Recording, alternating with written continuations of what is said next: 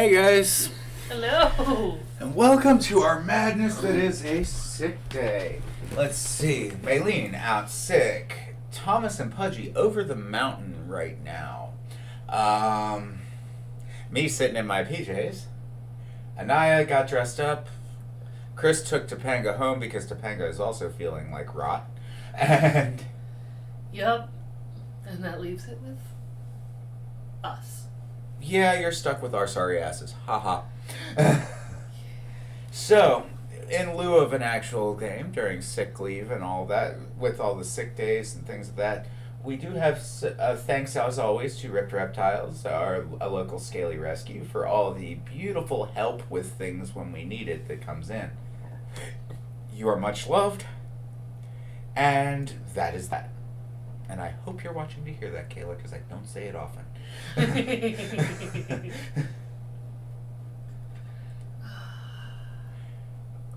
Beyond that, it has been an interesting campaign since the last time we sat down to just talk about some shit. It has. Oh my god. All I can honestly tell you guys, as far as what will be going live probably around 4:30 today, is that I did not see that ending coming.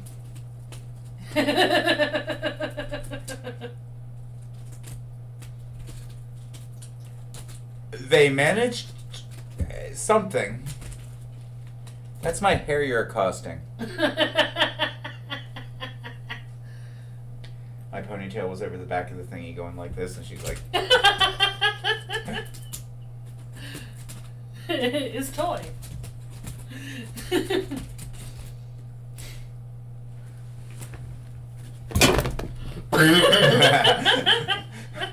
Bye. I love my cat. It's one of the most adorable things she's done in a while, and that's saying something because she's cute on a daily basis. Right? Resting bitch face from hell and all, she's adorable. But yeah, I did not see that one coming. Neither did I. For those of you who have been watching, the party has been hit with the disintegration field at this point. Whee!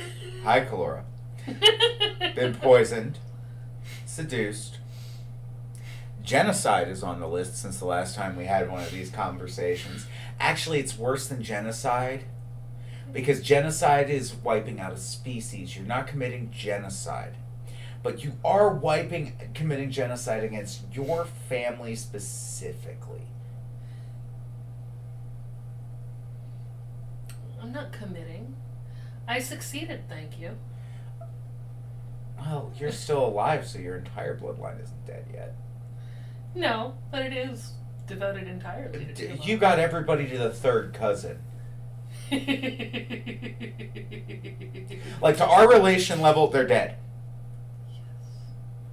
Beyond that, well, those are distant relatives, and that's a different story.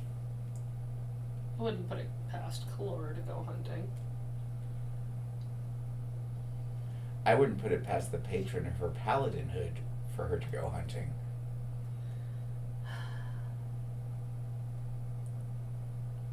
That we can let people in on as what the choice was, because everybody did hit level 10 by the end of last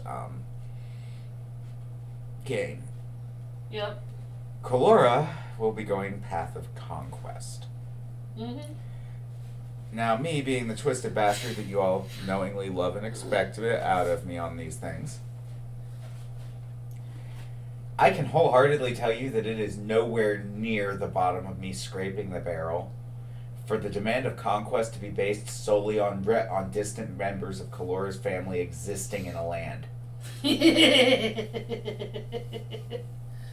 Time to go hunting.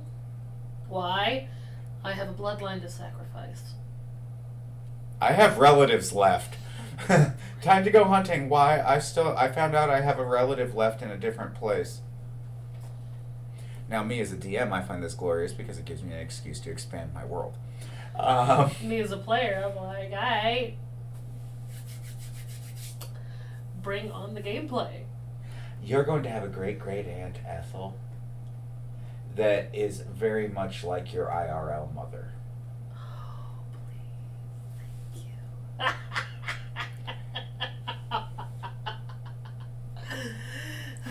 Be real friends with your players, guys. Like, seriously, if you get into being a DM, that is my best recommendation. Because if you can understand the things that are sucking in their life, you can incorporate that into the big bets. Uh-huh. One and only time I'm ever gonna say this, and you won't even be around to watch it. Thanks for all the inspiration, Mom.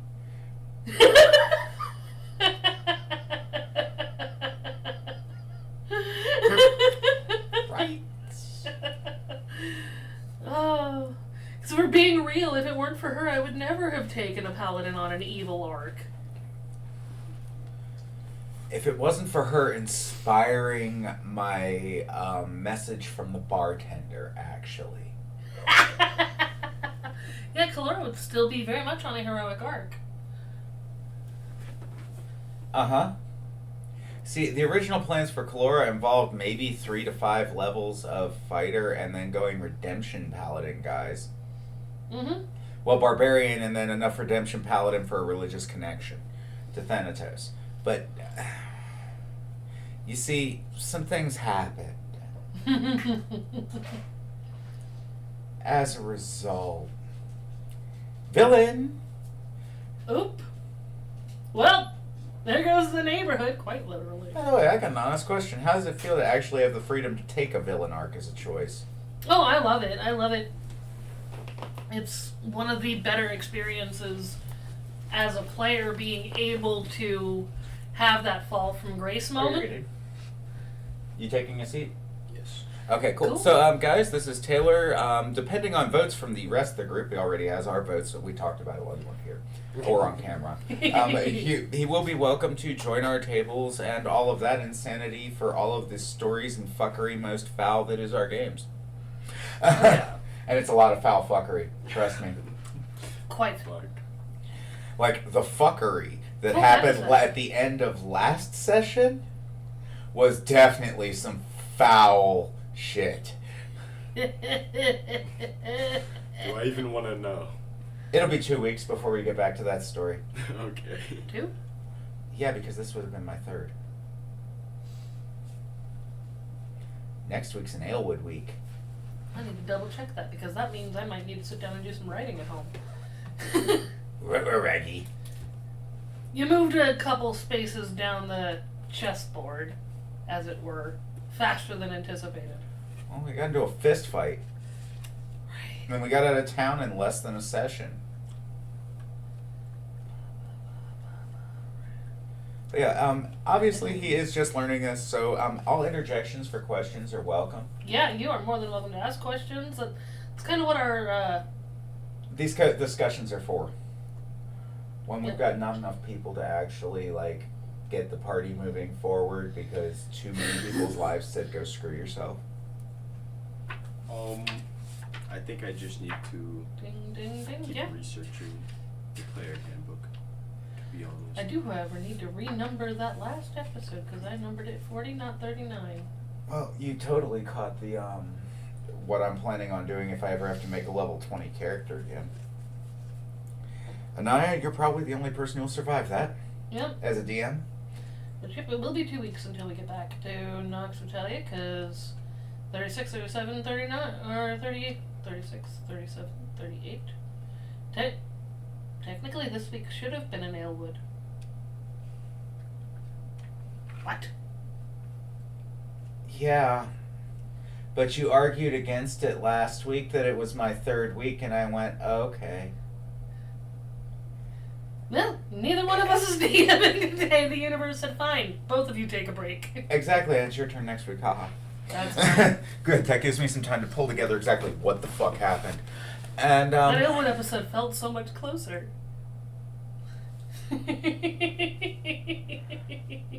yeah, impending doom. Right. Which, how do you like the city on a ship?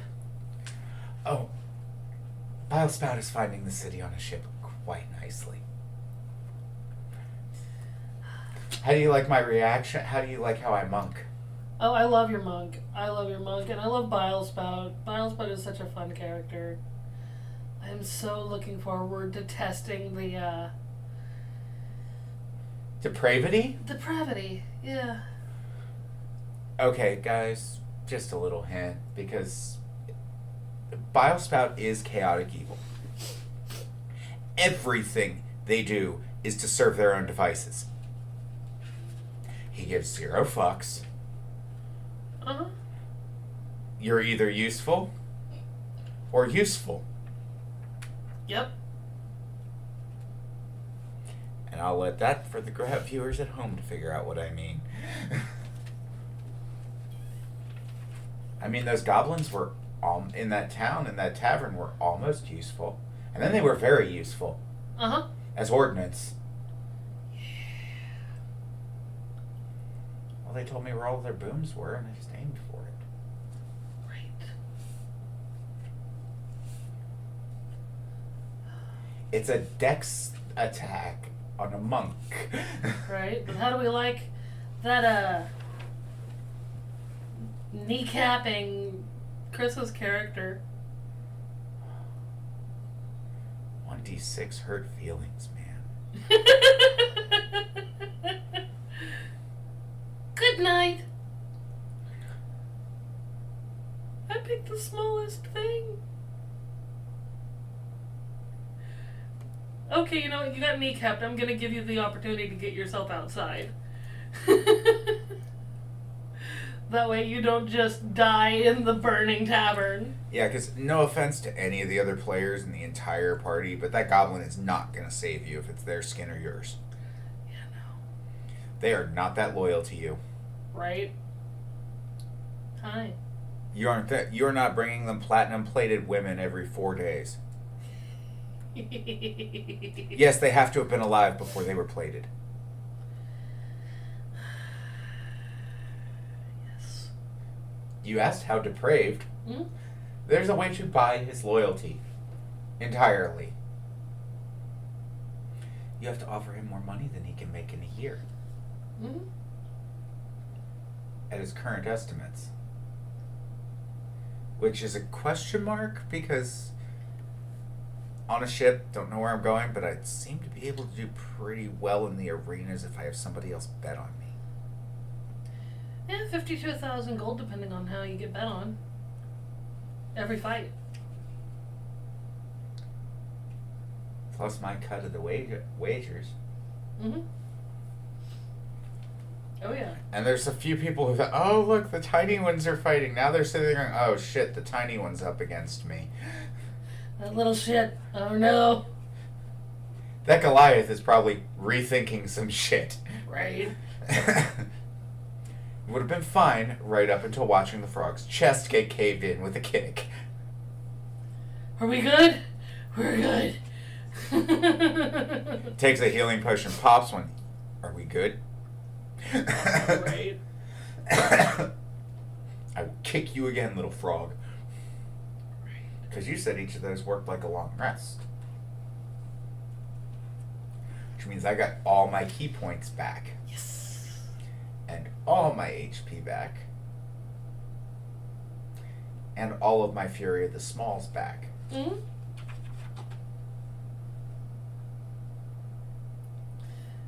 There's a few lovely things that I can hand out. To just be like, here you go.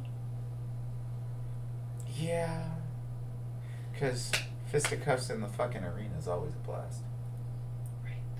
But fact is, the world is bigger and uglier. Yeah.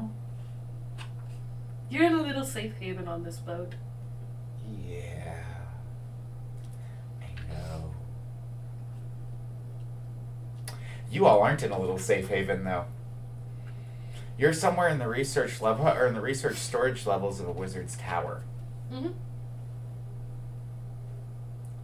Everybody up until this point would know that they are on the applications of invisibility storage level, which was floor 26. Floor 26 is only 3 floors down because they were all numbered in the order in which they were filled. Yep. Which would beg to offer that there was probably an easy way to find a map to how deep you have to go instead of just estimating it based off of the number.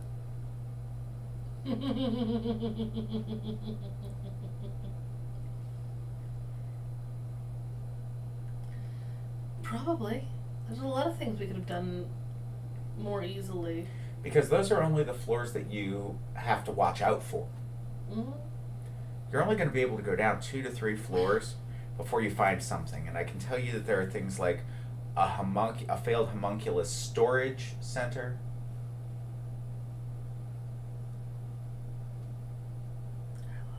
A floor that was used for storing undead replacement parts.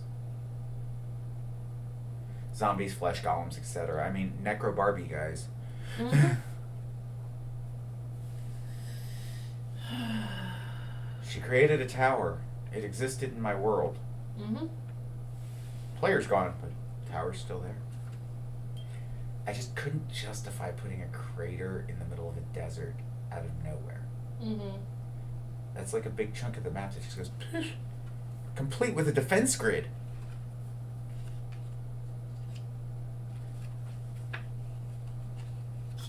Crater wouldn't make sense. Maybe if the entire defense grid went haywire at once and disintegrated itself and everything inside of the blast radius, but that would go right up and that would go past the southernmost gates of Kastara. That would take out a third of the city in the boom. Yeah. Because those towers only start about 500 yards outside of city limits, outside of the city walls. Yep. Through the farmlands, so... I'm whole send planning on getting myself a small army of dragons and taking Kistara by force. Good luck with a small army of dragons. Mother?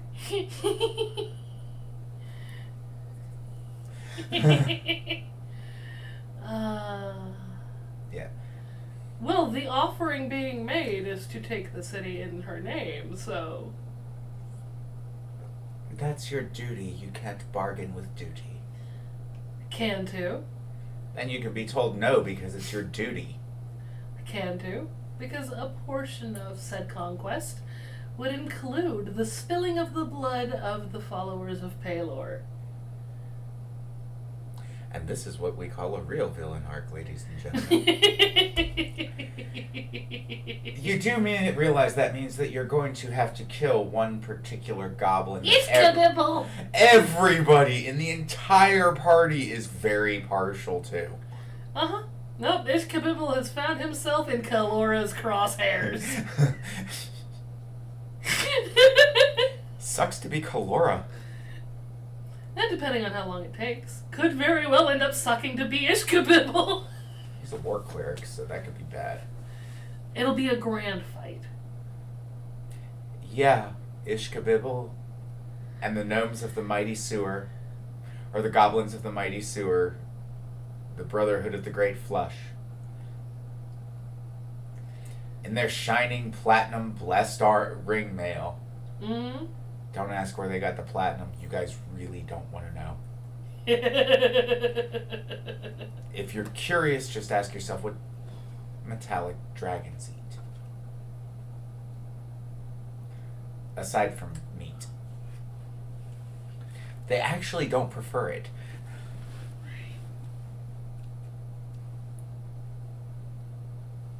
Yeah, no. Ishkabibble has definitely found himself in Kalora's crosshairs. But he didn't even try. He didn't have to. Quite honestly, he was trying to help Kalora right up until recently. Uh-huh. Well, I should kill him first so he didn't have to watch. You don't get to be a 300-year-old goblin by being easy to kill. No. No. And Kalora does know this. Kalora, simple, not stupid. Dumb, not stupid. I mean, this is a goblin that's so old he looks old. He has more than tripled the life expectancy of goblins. Mm-hmm. On his own. Just on average. The average goblin only lives about 20 years. Yep. By then they get themselves killed. Yep. Well, actually I think it's like 25 or 30, somewhere around there. And Kalora's coming in hot. Several levels away. Like, the conquest of Kastara will definitely be, several plot points down. It also depends on how you siege it.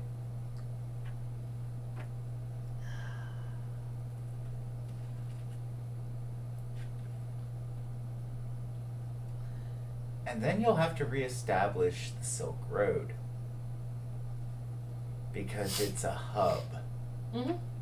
It is a desert trade hub for multiple different Bedouin-styled tribes and peoples from all over Nox Vitalia. Yep. Which Kalora at her current point doesn't intend on preventing them from having the ability to work and trade and produce. Yeah, well, you know. But hey, Kalora, you've got a distant cousin over in that town. I'm coming back for you. That town first. Then Ishkabibble. What? My fifth cousin is more important to kill than the powerful cleric that could really be a problem for me. 3 more levels later, comes back, gets her ass handed to her, finds out about it, another relative, goes on a long ass adventure to get that one. 6 levels later, comes back, alright, Ishkabibble, you and me.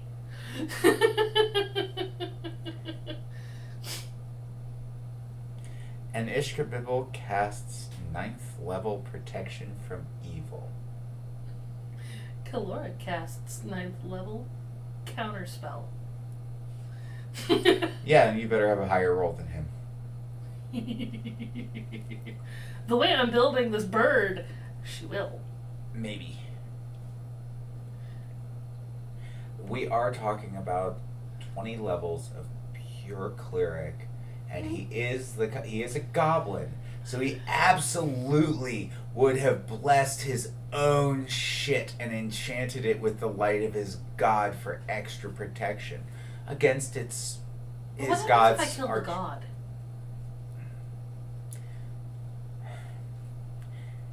Nature abhors a vacuum, and you really would have some problems.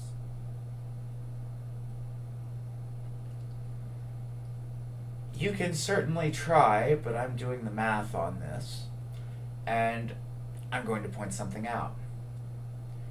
All things in a universe must balance, agreed? Agreed. What is the antithesis for Tiamat? Palor.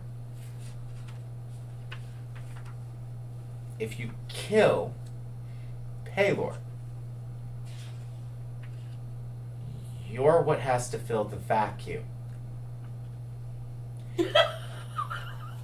And because you have to fill the vacuum, now you are hoodwinked with the Platinum Dragon's duties.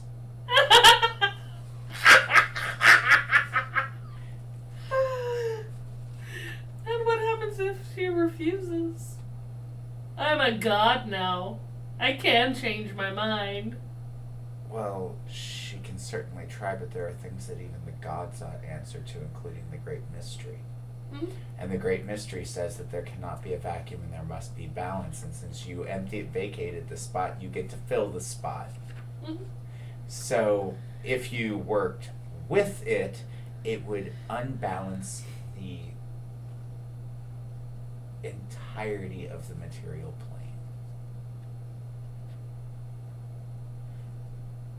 And you would lose all of your levels in Paladin of Tiamat by killing Palor as a result. You would be an Oathbreaker for the weirdest fucking reason.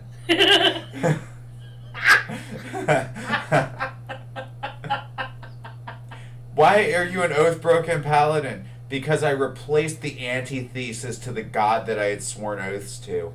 I spilled the blood of her finest enemy, and had to take its place.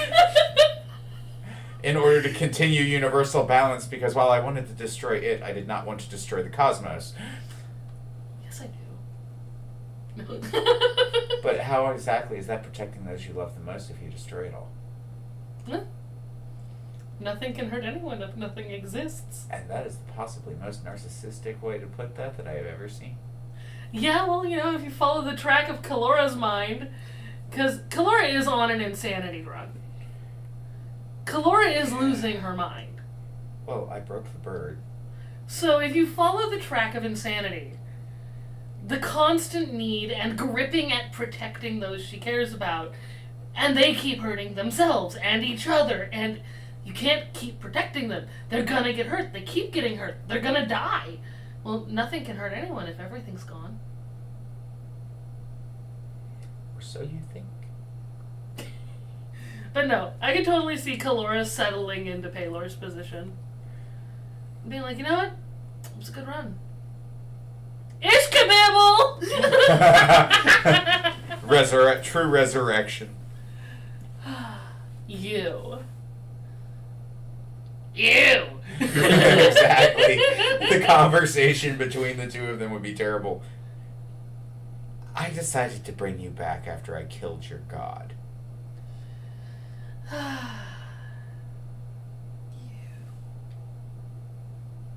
My cleric. I need paladins. Go. What did we learn? Don't send the paladin after your antithesis. As long as you don't send them after Tiamat, everything's good. I would also point out that about that point, you lose complete control over Kalora, and she's transposed into a feather-winged platinum dragon. Yeah, I would hand you the character sheet and be like, sorry, Kalora, Naima is calling. It's like, oh. You are as far as I can take you. You ascended to godhood by killing a god and taking its place and form, with some mutations based off the self. Mm-hmm. I could think of far worse fates. Right? Kalora, you've gone as far as I can take you. Have fun. I have a feeling we'll be seeing each other again soon. Actually, the interesting thing would be that then it would no longer be the god's name would change. Because if you decided to do that with Ishkabibble, he believes in using true names. Mm-hmm. So it's like, no, the goddess Kalora Macewind. This does completely wipe out your entire family, wipe out your plans to wipe your family line off the map. I mean, you're immortal. Mm-hmm. It's like, there is no real winning for the path that Kalora is choosing. No, there's not. And, like, that's one of the more beautiful aspects of the story that we're telling. Yeah, it's like... Kalora can't win. No, she couldn't.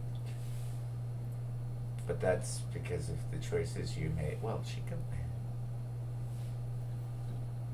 I mean, she could technically have decided that her... Oh, that's a nice plot hook. I mean, before you get to going and killing the Platinum Dragon, I've got an idea. Tiamat used to be the ruler of the second layer of hell until somebody came in and stole her shit. Mm-hmm. Well, oh, conquistador.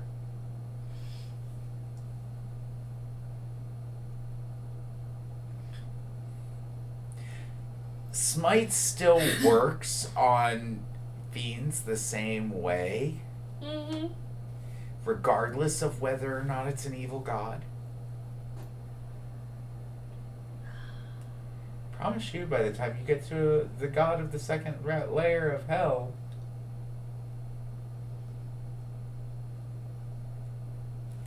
Yes. there's the DMG. I need to look up who that is. I'm not sure. I think DMG would probably have been relocated back over there. No. It's right here.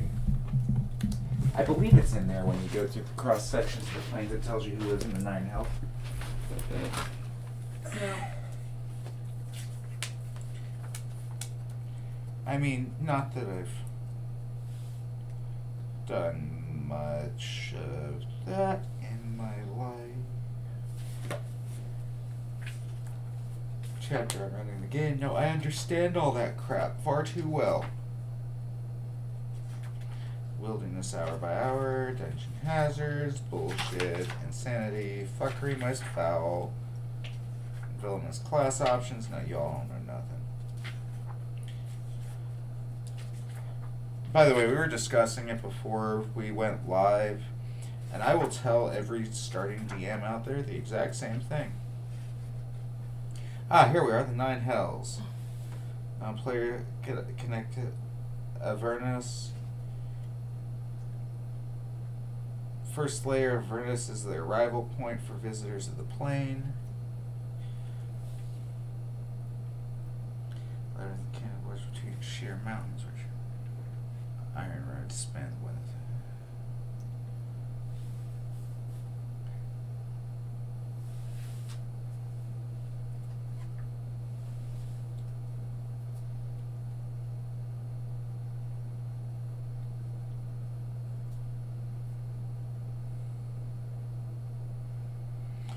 Yeah, Dispater took it from her.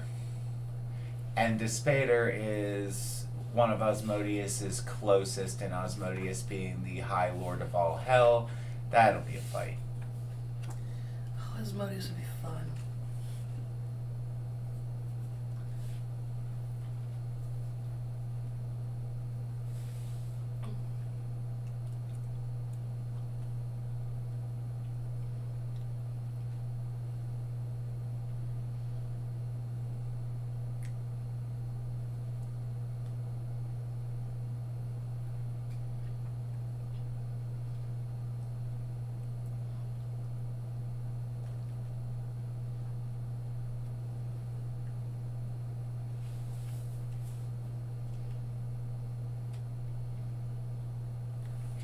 Yeah, if I sent you guys through the 9 Hells.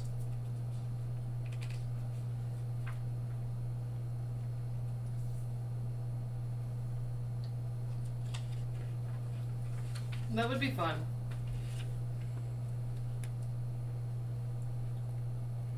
Canium, Maladamini. Yeah, that could be terrible.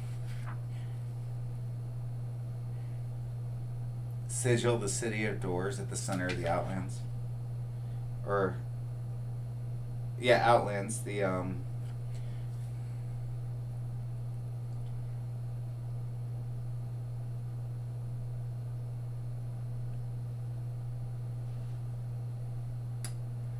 Yep.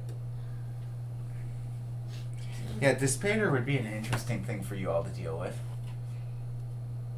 Yeah. Its challenge rating's almost close enough that I can do it, too.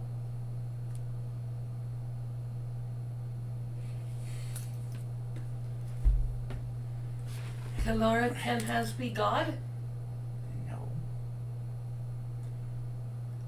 Maybe, in the long run. You can certainly try. I don't know if you want to, really. Always. Feeding your god complex may not be healthy.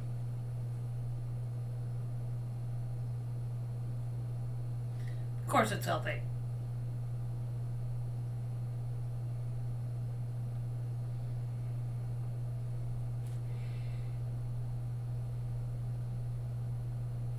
Yeah, sure it is. You're attacking your god.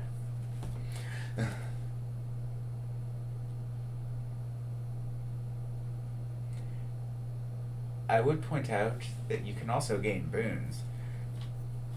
I mean, if one were to say go to the 9 Hells, take back the second ring of hell from Dispater, its Great Iron City being reformed in Tiamat's image, why? That sounds like a 20 level that sounds like a level 20 campaign in and of itself. Mm-hmm.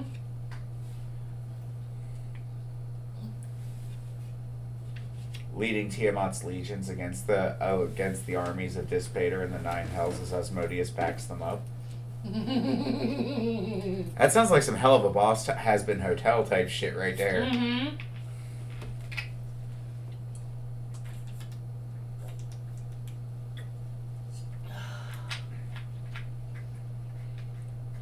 Asmodeus, High Lord of the 9 Hells, brought low. By a big dumb bird and her friends.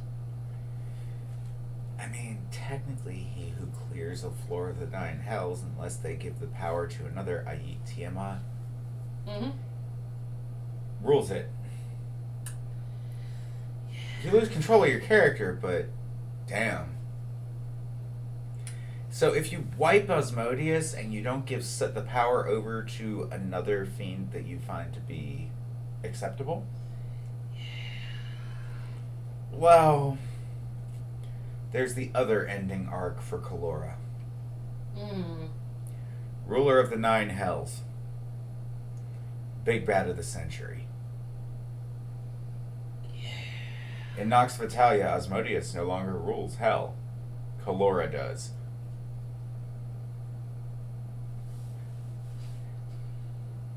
Path of Conquest Paladin. Technically, at that point, because you gave her back her floor, it's no longer that you are in service to Tiamat because you rule the Nine Hells. Tiamat is in service to you.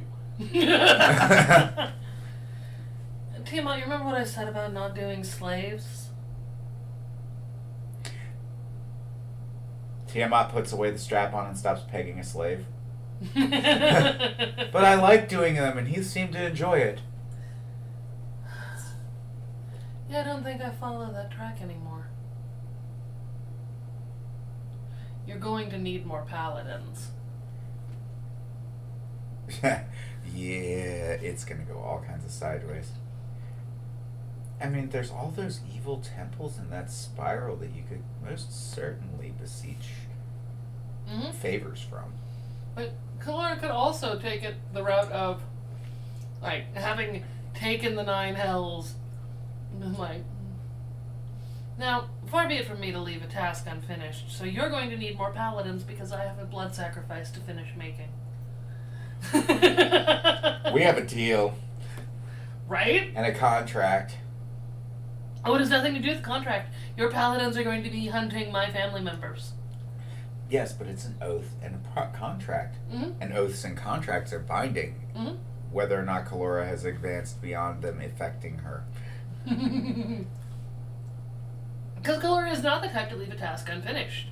No, they're OCD as fuck. You know how many times I've saved your ass, though? Tie up all those loose ends. Shoot the witnesses. Yeah, sometimes I wish you wouldn't. I play like you're the DM. Yeah, and I sit back going, oh my god, my plot hooks. It's like you're taking the hooks off my fishing lines here. I mean, I never told you guys you could not do anything heinous as an act. I don't limit your actions, I don't limit your choices as players. Exactly. The catch is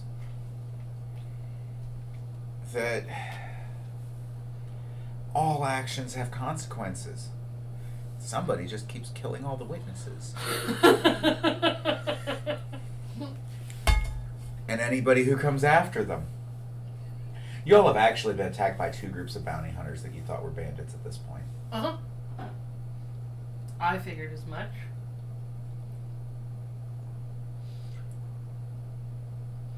The city guard's definitely on high alert by now. Oh, I hope so. You wiped out a platoon of knights. Yep. A platoon. Mm-hmm. And I still would pay for the look on everybody's faces when that nice young couple that you helped out and helped get away from the guards, he lost it. That dumb little fop lost his hat again. I actually rolled a nat 1 under the table on it. And instead of not getting hit by the purple worm when he went to go get his hat, or just his hat getting eaten, well, even in death they were together. Yep. And then we killed their family. Or at least their guard. You killed the retrieval unit for their family. Right? They were not very well trained guards. No, they weren't.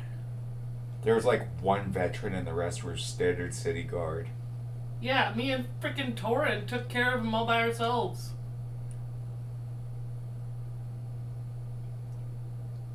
It was beefy and beautiful.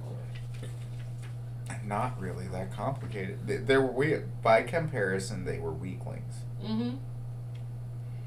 I knew this because of the abilities that you all had, Mm-hmm. but they were big enough that without popping those abilities, it was not going to be an easy fight or favorable one. It was going to be a fight to run away until you did that. And then it's total slaughter, and the bugs in the sand will eat the bodies. Which I originally actually wrote in as a way to keep people from being easily tracked in the desert. Mm-hmm. Because my players say that they have to play like I'm a DM, but I have to write like they're the players. Which means we just keep one-upping each other. I've actually stopped one-upping you guys. I found a nice even keel plateau for what's a good difficulty level based on your character levels. Mm-hmm. But you leveled up again. So now I need to look over, well, Ronan's adding a level of fighter. Spoilers there, guys. Kalora's finally taking their oath to Tiamat. We don't know what's going on with Wisp at level 10 yet, or with Torin at level 10 yet. So Brenda at level 10 should be into Karesking. Did you know level 3 you can just take straight Oathbreaker? Uh-huh. I drew it up to see what it would look like just in case, like, the roll goes bad. And, like, the interaction of getting to the oath, something breaks and Kalora's just like, no, I'm a hero. And ends up oath broken. Out the fucking gate. Because it's an entire possibility. So I drew up the character sheet to see what it would look like. And I'm like, oh my god, that would be so... Kalora! Big dumb bird.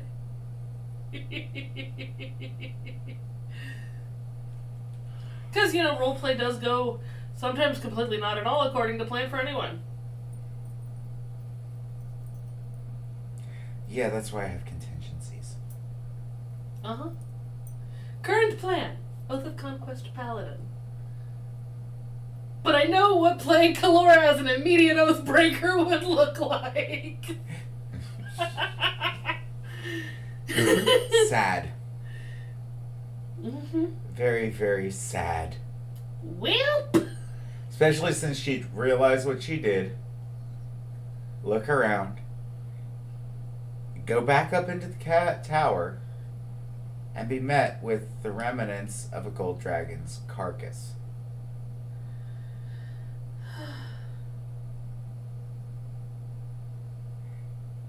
And several people butchering it into steak. Well, that's what part of the orders were. You all said dragon steaks. Right. I believe steak is on the menu was one of the things out of Kalora's mouth during that fight. I might be wrong. Yes. As a result, Mm-hmm. well, the subordinates that just watched you slaughter a gold dragon in 4 rounds Mm-hmm. went, we should butcher this for them. Or we might be next. And luckily Kalora is not so far gone that you helped slaughter it. Come on. At the table, a lot of you. Yeah. Some people may abstain from eating that. Mm-hmm. There are actually a large number of people in the world that have a problem with eating sentient beings.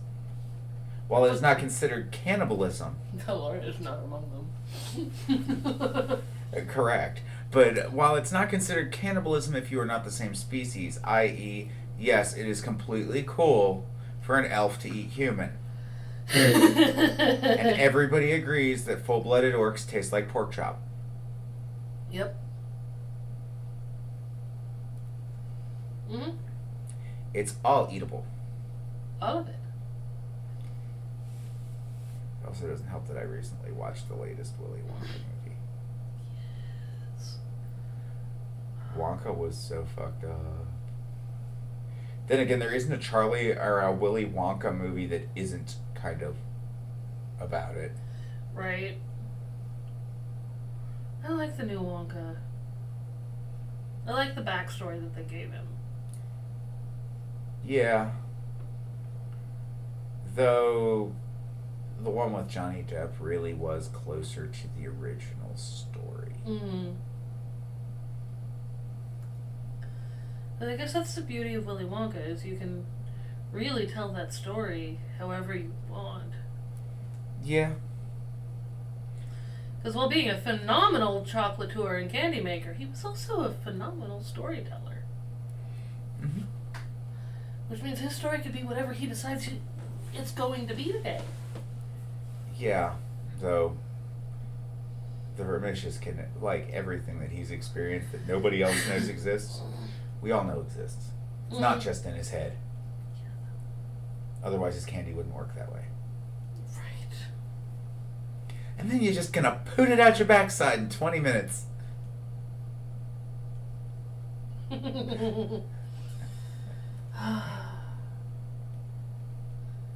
I'd love to play a character like Willy Wonka. I've considered it, but you'd hate me. I would build an artificer to be Willy Wonka. That's great. We need to home brew it though. I'd want to use like the domestic player's handbook and actually legit base them off the Alchemist. And instead of making potion bottles, they make chocolates.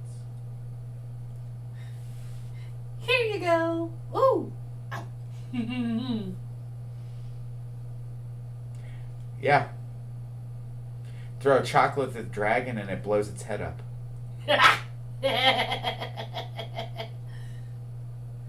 Will it be foiled in edible gold to trick it into eating it? No, it'll just be renowned as as a chocolate delicacy.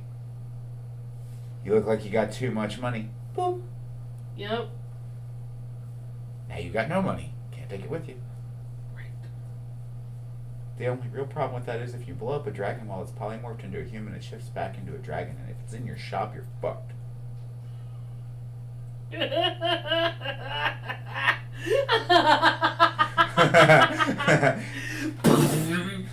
Well, think about it. Polymorph clearly states that when all of the hit points are used up, you revert to your original form and the number of hit points you had when you polymorphed. And damage continues from there, subtracting afterwards. It soaks those like bonus hit points. Uh-huh. Like 10 points. So polymorphed into a human fighter of whatever level walks in, buys a fireball candy from the special jar.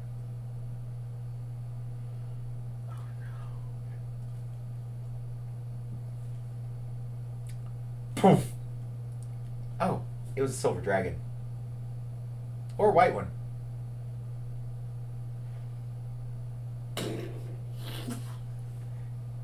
White dragon, fireball candy in the mouth. Mm-hmm. I just need a very charismatic,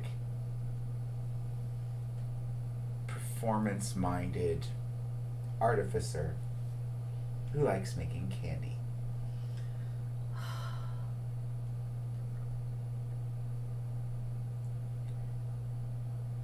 All we really have to do is rewire the aesthetic from potions to chocolates. Yeah. And change the ingredients thusly, so I would be having to spend money on sugars. Yeah. And confectioning items and luxury spices and herbs. Mm-hmm. And paying somebody to go milk weird animals. It's great. In building Kalora, I totally set her up without any material component spells. Good call. really hard to find those in the cut in a well, actually, finding just about any material component would be viable here. Yep. It would be viable, but not necessarily something Kalora gives a shit to do. Well, there's the component storage floor, which isn't numbered. Mm-hmm. Hundreds of bags of holding, each labeled with something and holding 500 pounds of it.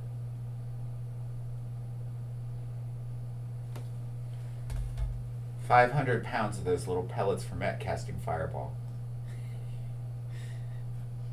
Find a bag with 500 pounds of holy water and just hold it upside down out the window.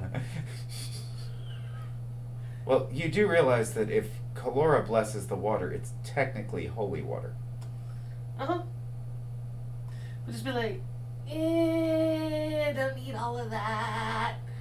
Most of my spells require just a cup of it. Because, like, even literally the only thing with a material component is Armor of Agathis, which I get by my Conquest Oath. Mm. It requires 1 cup of water.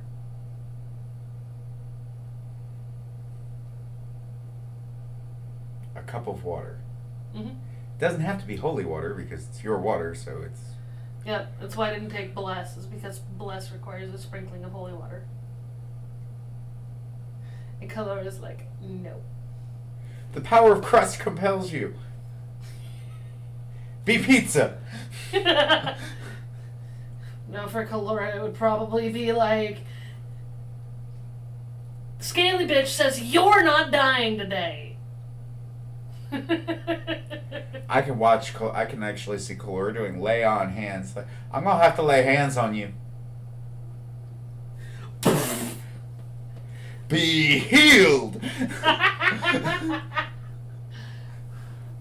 I'm choosing to do subdual damage so it doesn't actually hurt them.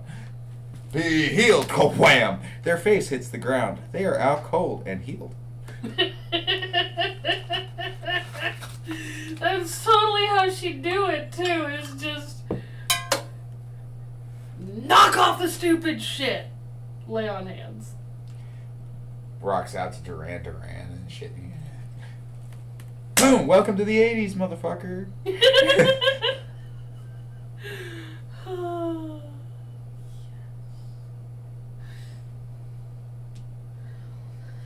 Oh, but I also have inflict wounds. You have technically access. That hurt. That's totally how she'd do the verbal component. Boop. This is gonna hurt a lot. Uh-huh. And we see the gesture moment of I'm going to punch her and cast inflict wounds. Yes. Cause wounds versus cure wounds. Mm-hmm. Though, since none of our party ever watches this, I will say that there's very real probability that the party may need to turn on Kalora at some point. Yeah. She's not exactly a fan of her party anymore. She got some homies. She'll protect Wisp with her life. And Sabrenda, because Sabrenda is enslaved and Kalora's morals are strictly against that. So, look, I may technically own you, but I'm not letting you come to harm because I dislike the fact that I own you. I will protect you and treat you really well because I don't have a choice in the matter, and neither do you.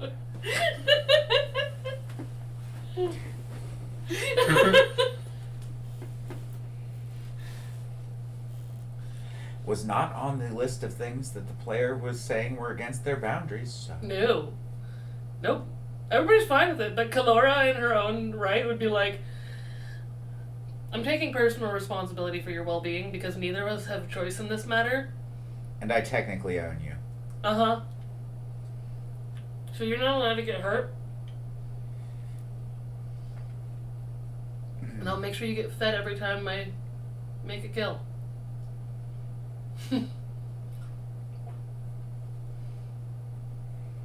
Yeah, you're just gonna have to keep species in mind because you're not pro cannibalism. No. Otherwise, you would have barbecued your family and ate them Mm-hmm. in front of the town guard. You know, there's only one thing that would have made that scene more terrifying for the guardsmen coming out.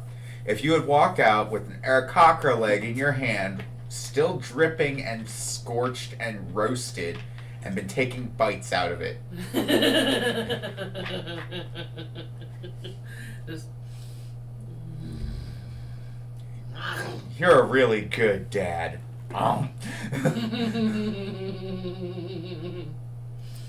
You were a great uncle. Even better as a meal. Toss the bone over your shoulder. You were great, uncle.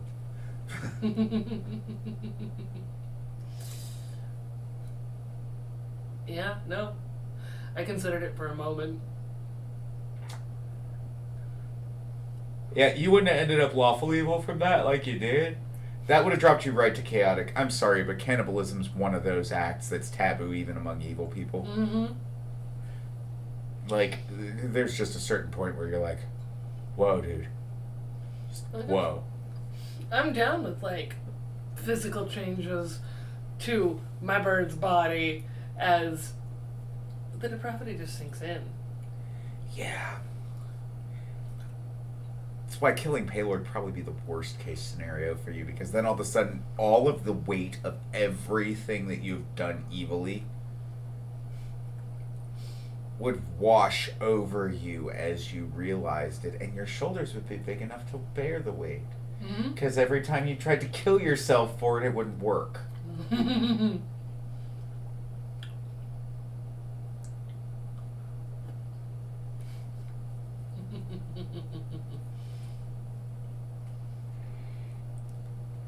And not because Tiamat would be resurrecting you at that point. Though Right. you have to wonder if the greater good and lawful good, if the god of lawful good and good chromatic or metallic dragons suddenly killed itself, what would fill the void? Or would that entire realm of lawful, or that entire lawful good demiplane implode upon itself, and all of those churches become powerless? Yeah. That's all stuff that I typed. Yep. I do, however, need to use the toilet. So we're gonna bio break it, and I'm gonna put on some music, and we'll call it go. Yep. See you guys in a bit.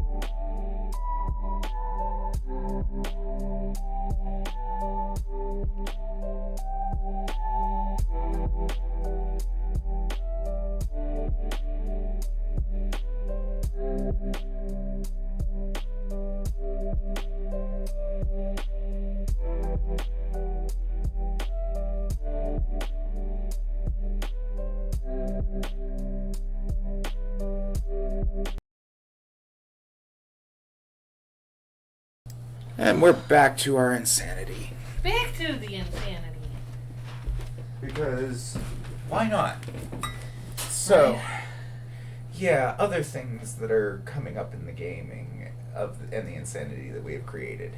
No, might as well talk about what we were just talking about. I'm going to be singing for a position on the national Broadway tour of Sweeney Todd for Mrs. Lovett. And I do wish you great luck on that fucking thing. At that point, though, we are going to have to figure something out for Sundays because while you will be touring nationally, and at one point or another, that broadcast will come here through. Oh my god. Which means at some point I'd almost half see you showing up for game as Mrs. Lovett. In costume. Look, I gotta be back for the late show. Let's get this done. What do you mean? My understudy singing. Go. I've got 5 hours of relaxation. Oh, and by the way, here's some tickets for tonight's last show. You got transportation? 'Cause buses won't run for the let out. Obviously. I'd have to let Mom and Brandon know about that one. Uh-huh. But, like, yeah, I'd totally go see you on for Sweeney Todd. It's a great story anyway. It's one of my favorites. I mean, I saw The King and I on Broadway in the 90s, so. That's such a good musical. Yeah, it was. And there were some wardrobe malfunctions when we saw it. I told you about that before. I'm just not going to put that out on, like... Mm-hmm. Yeah, on what's technically an international broadcast. Yep. If they speak English, they know what's coming out of my mouth. Yeah. If they're a part of the theater and I say wardrobe malfunctions, they already know what I mean, so... Yep. Although, I will say, Em and I saw Mean Girls on Broadway, here at the Holt Center. And in Mean Girls, one of the core, like, plot lines is that they make the main character, Regina George, gain weight. Because her perfect figure is something they're trying to take away from her. And they gave the stage actress a butt prop with a thong. And I looked over because that's all you could see because the skirt came off because it was too small. And maybe, or Em's just, I did not want to see that. can they? Yeah. It's a prop. It's not actually human flesh. Can do that. To be perfectly frank, as long as, considering that, depending on the rating of the show, they could still do that. In Oregon, by law, as long as you're not fully showing full frontal genitals, technically you're legal. Yep. But yeah, God, I could see myself getting that Mrs. Lovett position. It's one of the worst pies in London. At least for now.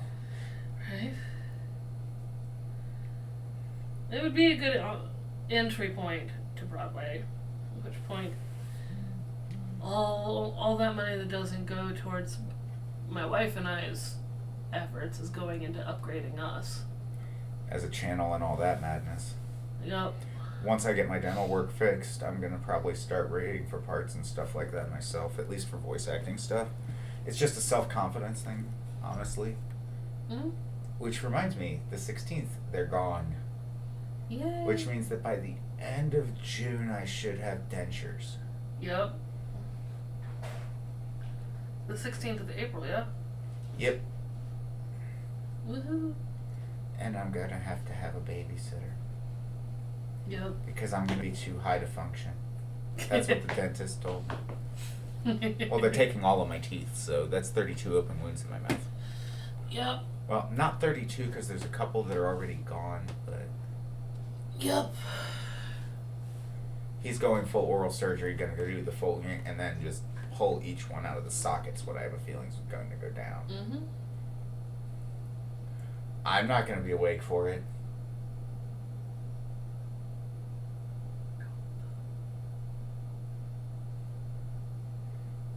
Wouldn't expect you to be either. I'm gonna be like chick from the help desk in hell when she had her wisdom teeth pulled. Yum, that scans. The difference is that I'm probably gonna try and play video games like that. Dear God. I'd almost say you should totally stream that shit. I'm probably gonna be too high to make the streaming equipment function. If we're being real about some shit. Right?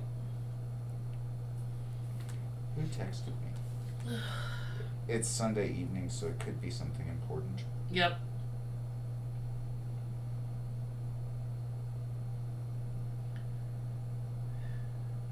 Yep.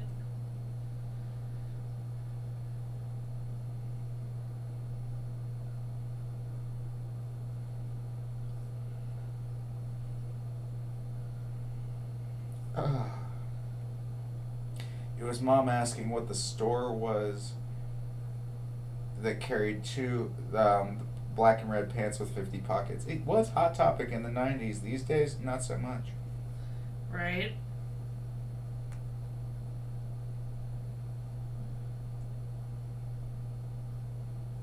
Actually, these days, not at all. Let's just be honest. Right?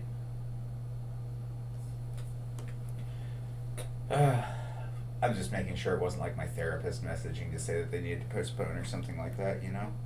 Yep. No, therapy is important. It qualifies. Well, yeah.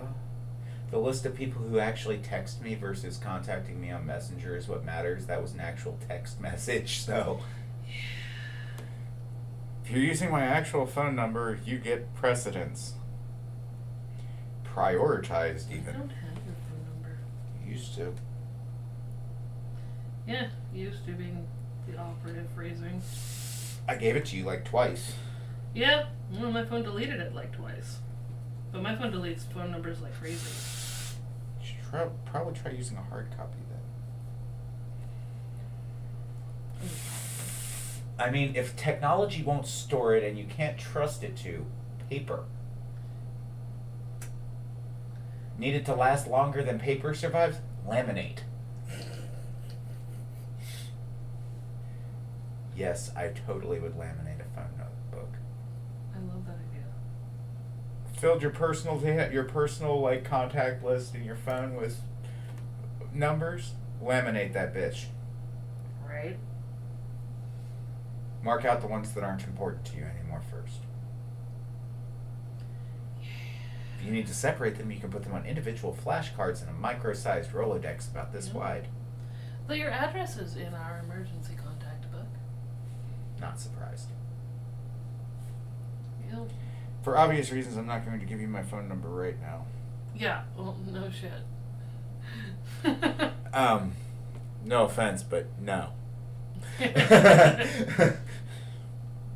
No, somebody find that someday and be like, hey, we have his phone number. And you'd have changed it by then. And some poor soul in the I future. won't be changing it in the next 7 years. Yep. I know that reason. Yes, I've had a conversation with a large number of people, including my parents, as to why I won't change cell phone providers or carriers, even though I could get better deals elsewhere, because I've had this plan for so long. Mm-hmm. Like, even T-Mobile has told me that they would let me switch from Metro PCS to their services and discount my line. And I'm like, I'd love to, but I really need everything, including the carrier, to stay the same so that there's no reason why anybody could say that it's not true. Yep. I've had the same phone number for 7 solid years, and it's never been off for more than 2 days. Yep. My phone number hasn't stopped changing, or hasn't changed since I stopped talking to the people in charge of my reason not to change my phone number. Oops. Well, that's been about 2 years. When adults play stupid games. Yeah, everybody learns to win stupid prizes. I still don't understand that. I mean, D&D parties, you play some stupid games, you win some stupid prizes, and you wonder how the TPK happened. And the DM at the end of it's always sitting there with this same look on their face of, but my hands were tied. I gave you every opportunity to turn back before it was too late. Unless you've got that one rare DM, and I don't say rare with affection. At which point, they're just going to try and kill your players out the gate because they look at it as a you versus them deal. Mm-hmm. See, everything that happens here, even Anaya and I fucking with each other in character when I'm portraying Tiamat, that's all in story, and afterwards we're out back having a fucking cigarette joking about it, making comments to the glory of the scaly bitch. I like that. But, like, legitimately, that's one thing. That's not really toxic behavior. That's a rapport between your character and your DM and them joking around about some fucked up shit, and the fact that the party decided that they were going to sell their souls to an evil goddess. Mm-hmm. You did not think that was going to go positively, did you?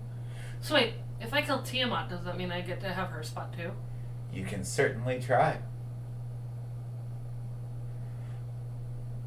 Now, keep in mind that you will still lose complete control of your character. Yeah. She has sworn to Tiamat that one day she will come for her. Yeah.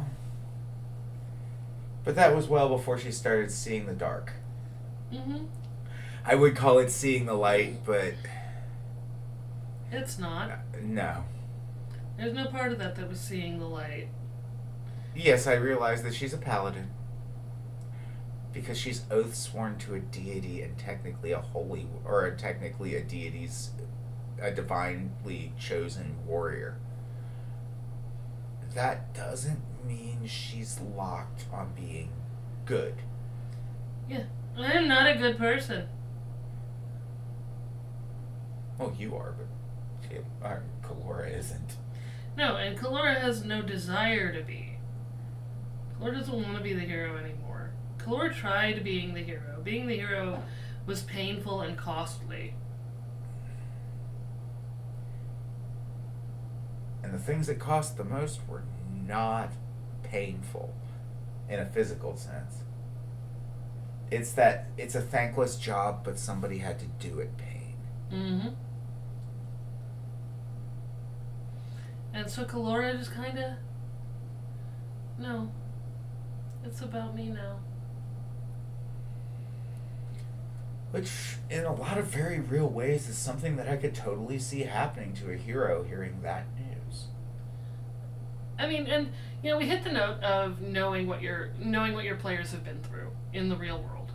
Yeah. You watched me walk this arc as myself. And not be able to feed your darker desires. Yeah. Or even for that matter... Because you met me when I was 14 the first time I ran away. You were part of the gang that put me back on the bus home. There were only 8 of us. My current wife included. There were only 8 of us. And your wife wasn't that much older than you. Just why she helped. Because we needed somebody who was a minor to manhandle you onto the bus.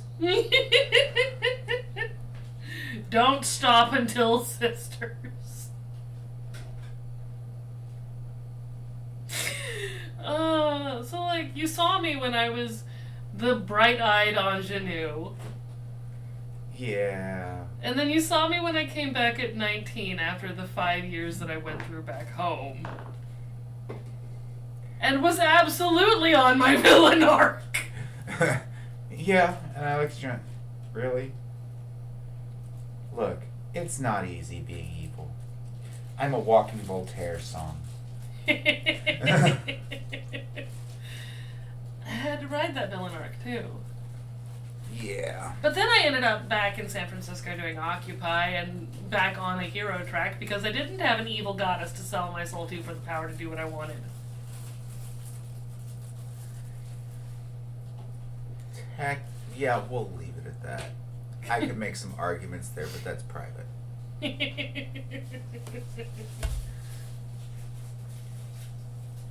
We should probably shelf that and table it.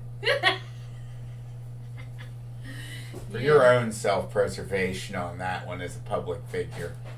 You're getting ready to audition for Mrs. Lovett, though that might help. No evil goddess. Yes, there was. You sold your soul to one of the most evil of all entities. Pride. I mean, yeah, I did for a hot minute there. And it almost destroyed you. Utterly. See, I really don't serve an evil or a good. I just happen to be, well, a kind evil person. Right? And that's kind of where I'm at. It's just like, Yeah, I mean, like, if it would cause perpetual world peace for the next 1,000 years, I would totally blow up a bus full of nuns and babies on national television. yeah. I mean, International CCTV, I don't care. In the middle of fucking... In the middle of downtown... Pick the most pacifist nation on the planet, please. Switzerland. Fine. I'd do it in the middle of downtown Switzerland. Switzerland is famously passive. Yeah, and every last one of them's a member of the militia. 15 to 50, blind, crippled, or crazy. Mm-hmm. 10,000 rounds of ammunition for both a main and a sidearm required by every member of the militia. And if you're 15 to 50, you're a member of the militia in Switzerland. This is why there isn't a lot of large crime rate there. Because everybody's a member of the army. So if you rob somebody, you're robbing military personnel, and this is gonna go badly. You don't have a mugging rate, because the probability of walking past armed military personnel... It's like 100%. Yeah, and what member of an armed, patriotic military personnel, and by the way, the Swiss are very patriotic in their own right. Their military is very devoted because their job is serve the people. Uh-huh. And protect the nation. Yep. They don't go out waging wars. They decidedly stay out of wars. Yeah. They have a big sign that says, "Fuck off!" We are our own. And we live in the Alps, and we know how to fight here better than all of you. Mm-hmm. And bombs will only do so much here because of the terrain, and it's true. Mm-hmm. I mean, technically, it would take a lot more nuclear bombs to fucking level Switzerland than it would to level, like, Iraq. Right. Because Iraq is a large amount of flat desert land by comparison, so there's nothing to contain the radiation and make it and funnel it upward. On the other hand, the deep valleys and ravines and calderas of Switzerland... Caucasus Mountains are beautiful, aren't they? Mm-hmm. They are. And a little bit of fucking ethnic history for everybody. You are white if you are Western European. You are Caucasian if your heritage comes from west or east of the Caucasian Mountains, past the Caucasus towards Asia, hence Caucasian. Mm-hmm.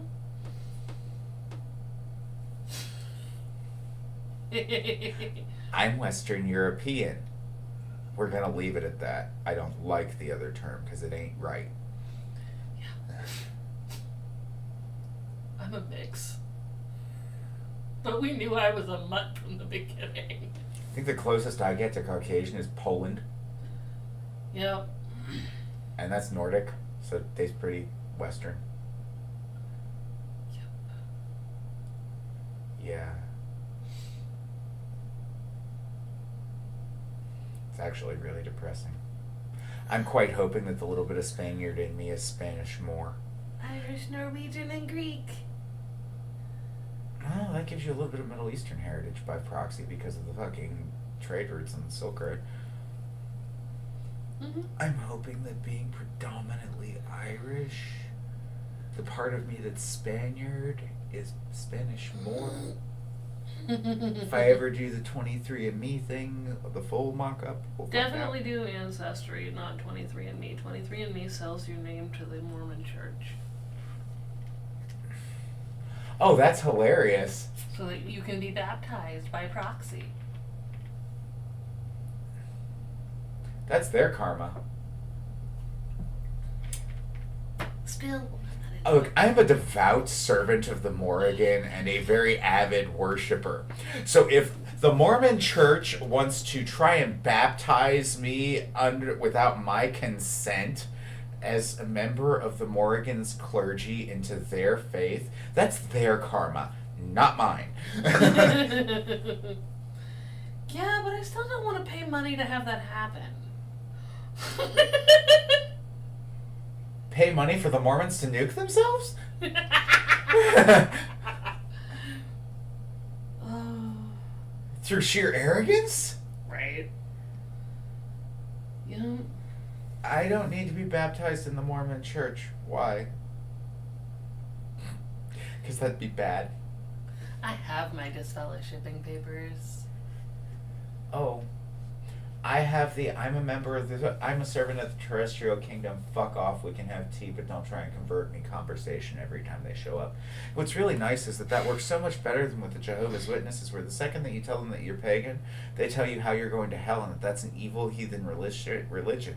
Half of which I already knew. Evil was not on the list. But heathenistic, well, duh. Duh. Yeah, no, when the Mormons show up at my door, it's usually, hey, I've been disfellowshipped from the church. You guys can't talk to me. But I hope you have a good day. See, you can't do that with the Jehovah's Witnesses. Nope. I think the correct word for the Jehovah's Witnesses would be Arrogant, self-righteous, false prophets? yes, but no. The word you use to kindly tell them that they need to leave is that I am a willing apostate.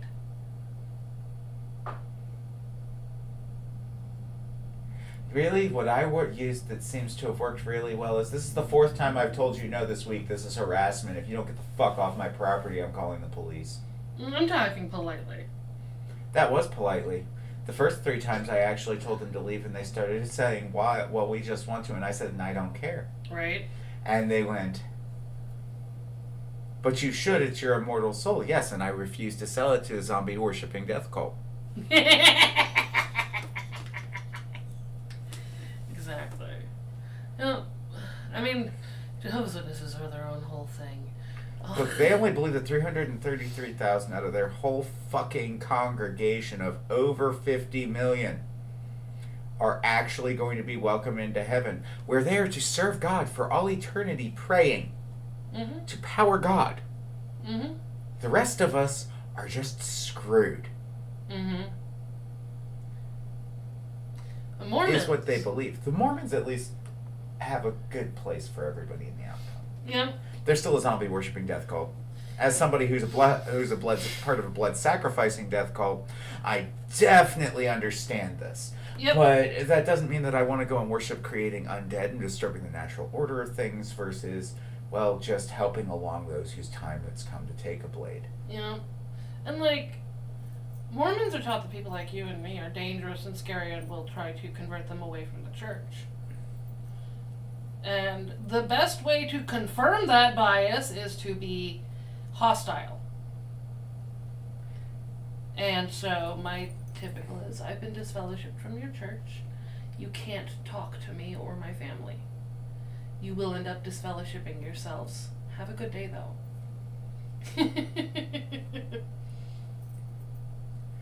And when they show up at my door, it's like, oh, you're welcome to come in. You want some tea? Right? Oh, we can't have caffeine. I've got a nice chamomile.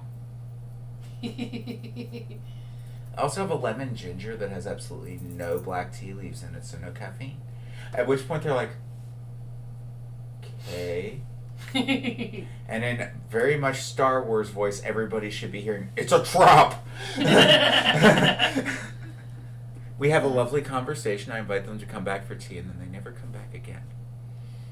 Yeah.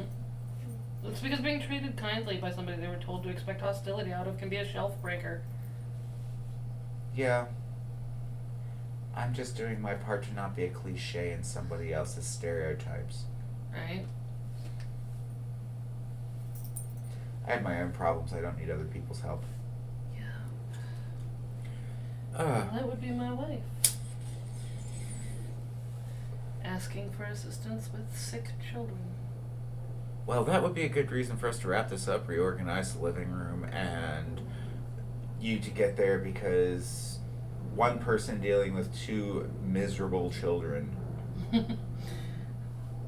4 miserable children. The toddlers are over. Dear God. And definitely mad about it. And definitely mad about it. Definitely mad about it.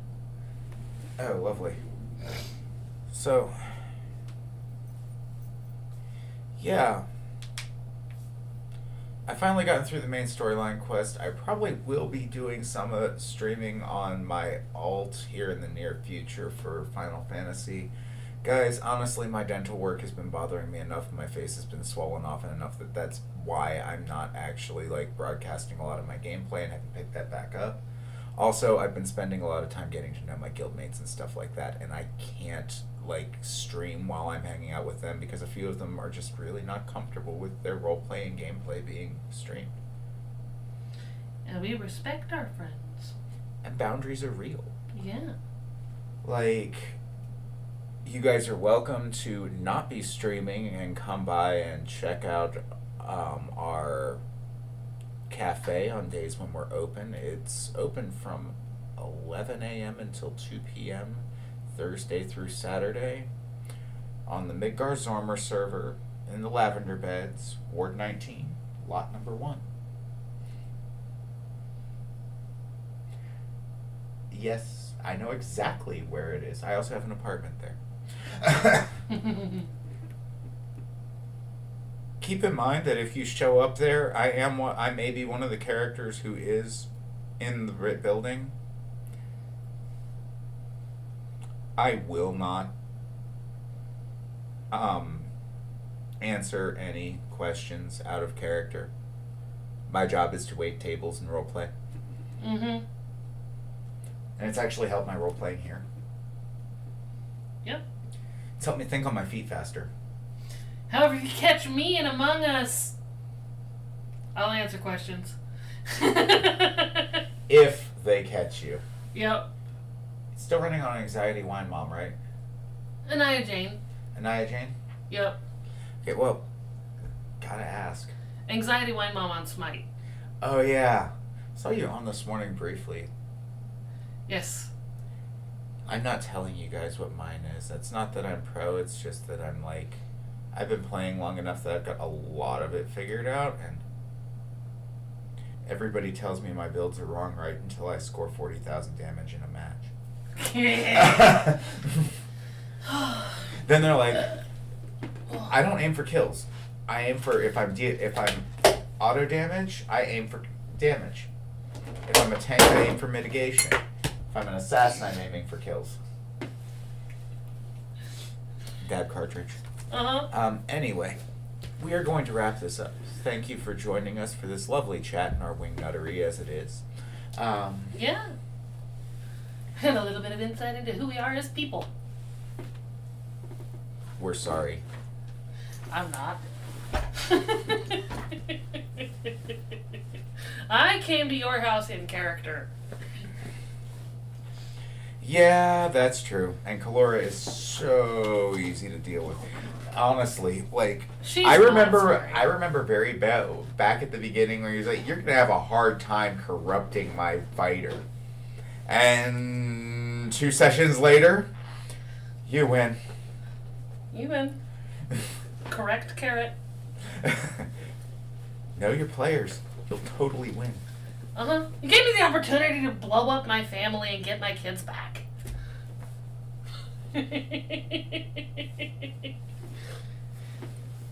Yeah. And now you don't even want your kids back because you want your line to end. Yep, just end of the line. So it's like, you made a deal in order to get one thing, and then you no longer care about the outcome of the deal, but the deal still stands. Mm-hmm. The good news is, this just means you'll be okay with how it works out. Yep. I already wrote a couple plot twists into that shit when we first did it, because we're talking a resurrection without any actual parts of the things that have been alive for long enough. She has parts of them. Oh yeah, she does. But it's been a while, so that resurrection is going to be interesting. Yep. She has talents. Oh yeah, she did. Anyway, thank you as always for joining us for the Fuckery Must File. Have a great evening, and bye-bye.